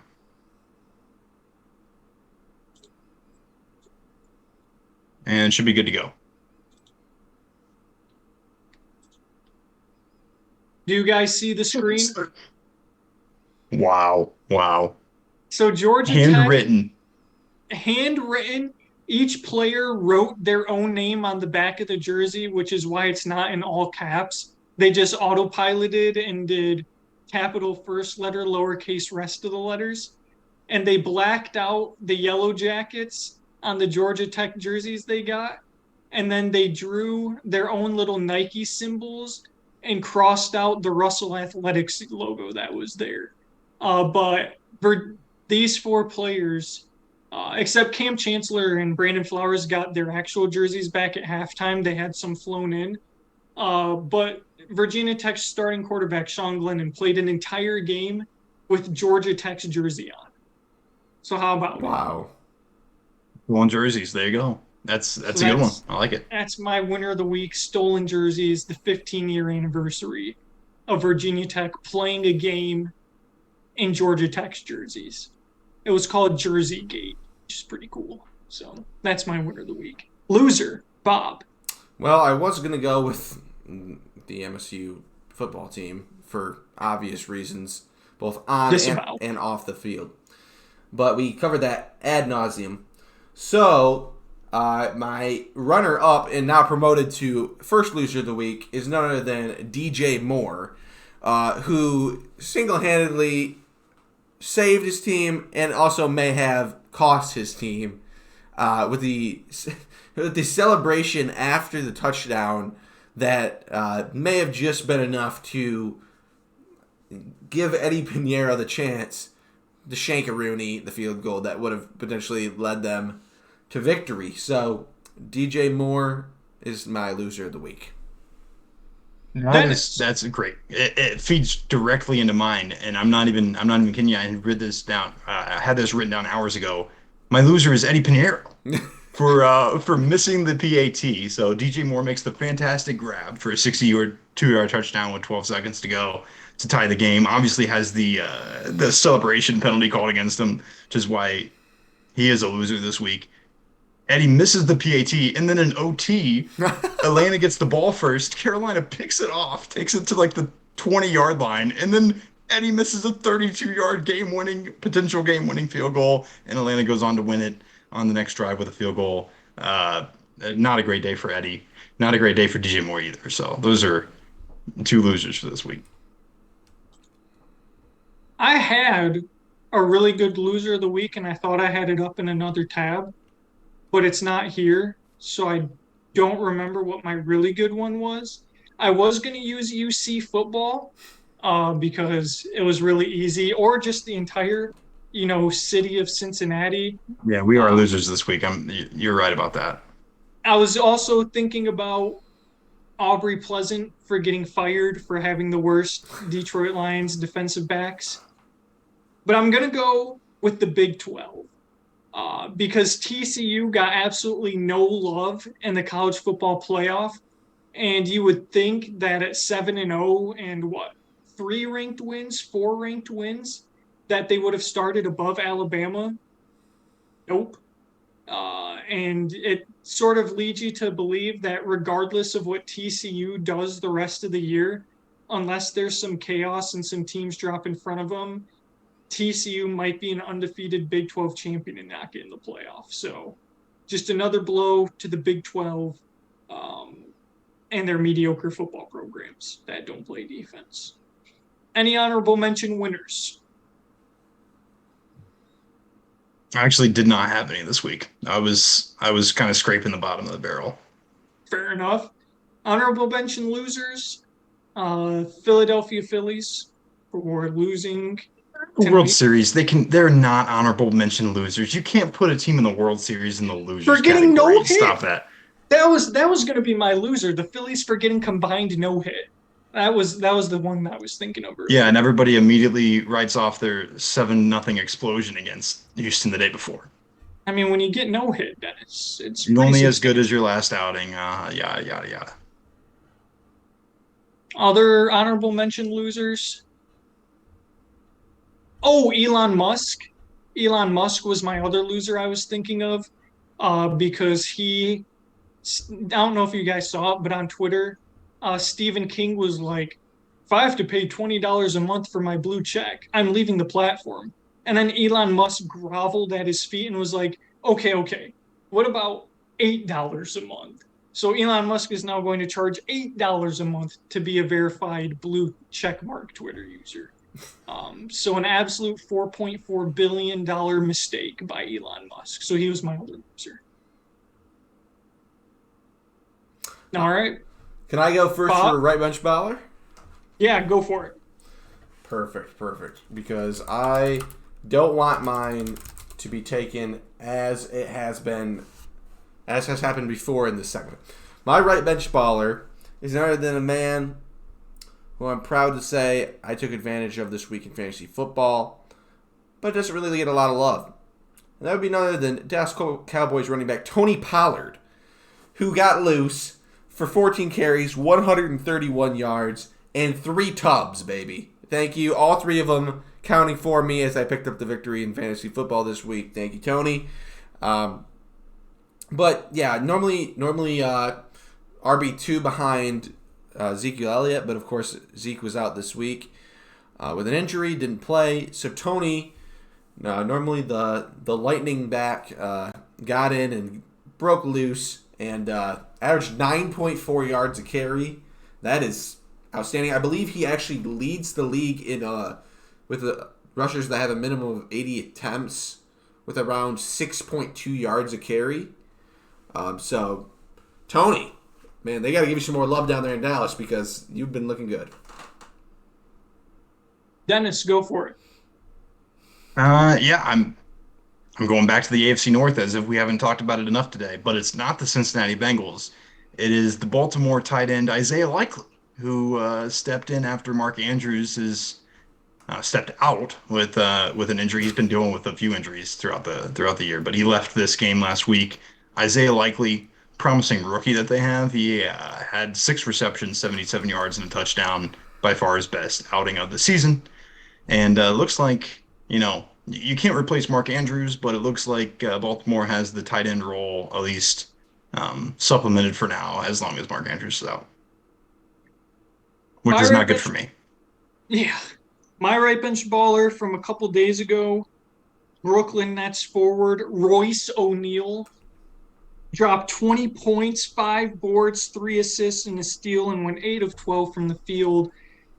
And a 108-99 loss to the Chicago Bulls. Royce O'Neal, certainly not, Ben Simmons or Kyrie or Kevin Durant. So he dropped a 20 bomb, and they still lost. Speaking of, my other honorable mention loser, Kyrie Irving. Kyrie. Disavow anti-Semitism. Disavow. Dennis, do you disavow anti-Semitism? Massive disavow. Absolutely. There's no buts on that one. Bob, how is it that Kyrie is just an absolute problem wherever he goes? Well, that's because I don't really think anyone can give an explanation for that, because I think only Kyrie knows what Kyrie's thinking at any given moment. He now is just suspended. It's finally 5 games. I mean, better late than never, I guess. But what they dropped the ball on that one. They fired Steve Nash before they suspended Kyrie Irving. I mean, priorities. And then brought in Ime. Big time Fat L Boston Celtics, Fat L loser of the week for letting your coach walk for free to the Brooklyn Nets, an inter-division rival. Fat L. Well, boys, would you like to hear the GT takes your money? Absolutely. I think it's time. Before we do, as always, recap last week. Bob gave us the wonderful game that was Seahawks-Giants. Seattle was a 3-point favorite. The over-under was 44.5. Bob, me and you took the Giants to cover in the over, and we both went 0 for 2. That game was 27-13. Dennis, you took Seattle, but also took the over, so a 1 for 2 performance from Dennis. Really rough week.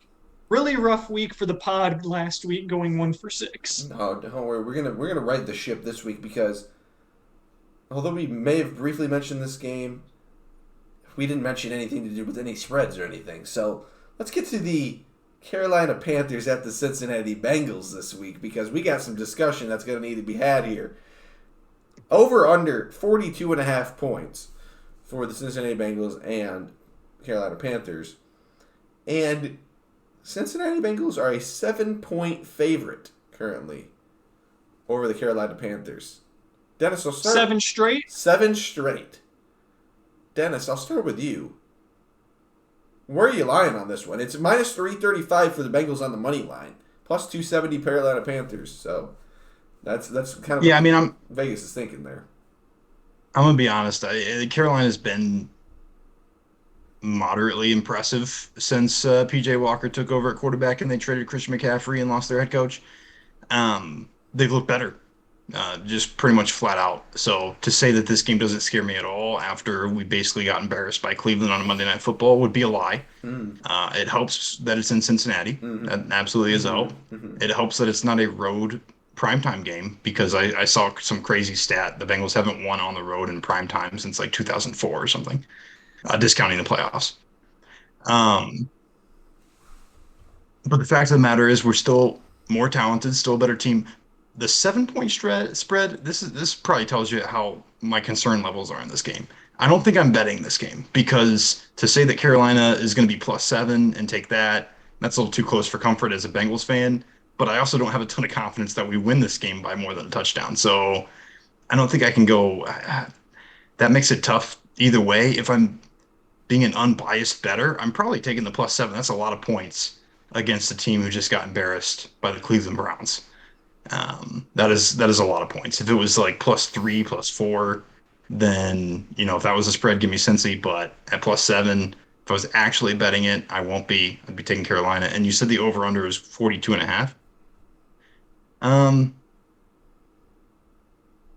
That feels low to me. And one thing we didn't touch on was the Bengals defense last week. Really good in the first half.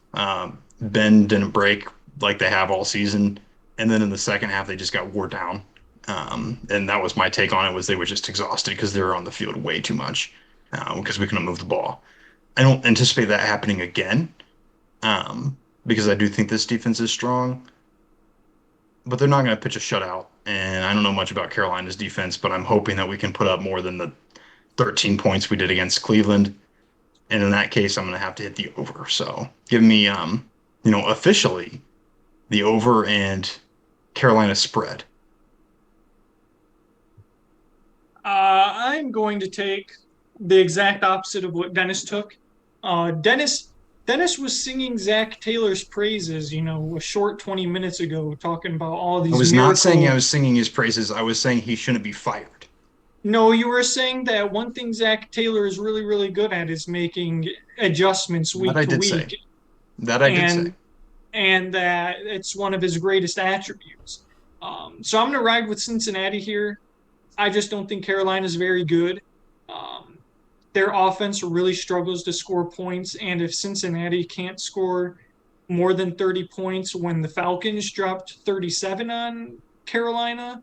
That's going to be serious cause for concern.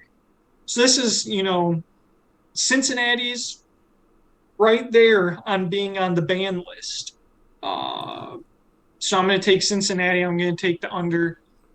I just don't think the Panthers are going to score enough points. Derek, wasn't last week the ban list for Cincinnati? No, last. Oh, just in terms of like the pick 'em. No, just like in terms of like pick 'em, yeah. No, they're not on the ban list. They're not on the ban list. I'm starting to get concerned that Derek's not going to have anybody to pick left because everyone's going to be on the ban list. Yeah, that's my concern. It feels like 10 teams get added every week. I don't know how there's anybody left. Would you like to hear the NFL ban list? Are you intrigued? Yeah, that's hit it quickly. Yeah. The Broncos are on the ban list. The Raiders are on the ban list.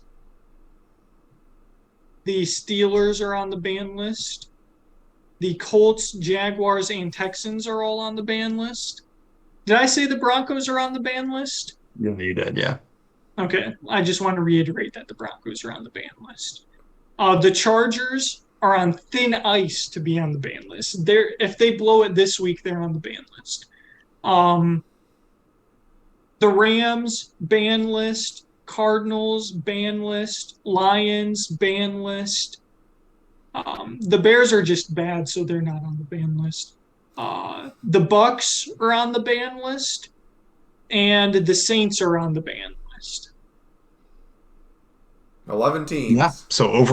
So almost half the league, basically. Pretty good. There will be more to be added in the future, I'm sure. But yeah, that's the ban list. But yeah, I've got this game at 27-13, 30-13, maybe 30-10, maybe 30-10 might be a good score. But yeah, I just don't see Carolina scoring enough points to make this competitive. I'm going to split the bill here. I'm going under 42.5 with Carolina covering +7. I think we get a late garbage time touchdown here from Carolina. Not the backdoor cover. I hope that's what it is. I hope that's what it is. Gets the backdoor cover in. I'll take that. But I'm very worried. I'm very worried for Zachary Taylor because if Carolina beats you at Paul Brown, at that point it's literally off with your head. You're done. You shouldn't even be allowed to show up the next week. And we won't because we'll be on a bye, which is nice. Well, okay, we shouldn't be able to show up 2 weeks from that at Paycor. And that's just the end of the story right there. Because I'll be close to DEFCON 1 if it's you should be on ugly at against least Carolina. DEFCON 2 right now because Browns loss is DEFCON 2. Definitely on red alert. Definitely. The Bengals will be on the ban list if they lose to Carolina. Is that an official? Can I get an official statement on that, Derek? That is an official statement. If Cincinnati loses to the Panthers, officially on the ban list. What if the Panthers cover? Not the ban list. I'm a wins-losses ban list type of guy. The Bengals will be on the ban list from covering in any and all future Bobby Epler Garbage Time Takes Your Money segments. But they will not be on the ban list in terms of pick'em. This now marks, by the way, Cincinnati's third time as a Garbage Time Takes Your Money segment and Carolina's second time as a Garbage Time Takes Your Money. All right, there we go. Contestant. I think that'll wrap it up, Bob. Hit them with the socials, and then we'll wrap it up. At Garb Time Takes on Twitter, at Garbage Time Takes on Instagram. And you can find the link to our website in the description below. Also, shout out to the YouTube viewers who had our #1 highest view time video, made last week's video, our highest average view time video of any of the pods we released. So thank you guys for, That was a long one, too. I know. We had a very long pod last week. Cut it down this week, so hopefully it'll be a little bit more manageable for you guys to get through. But you guys did seem to like, our loyal fans who did seem to tune in for a while. So good for you guys. Thank you. Yeah. As always, thanks again for all the support. Feel free to like, comment, subscribe. It's free and it helps us help you with the content you want to see. As always, without further ado, thanks again so much for watching. We appreciate it, and we will see you for next week's episode. And with that, in 3, 2. 1. peace. Peace. Peace.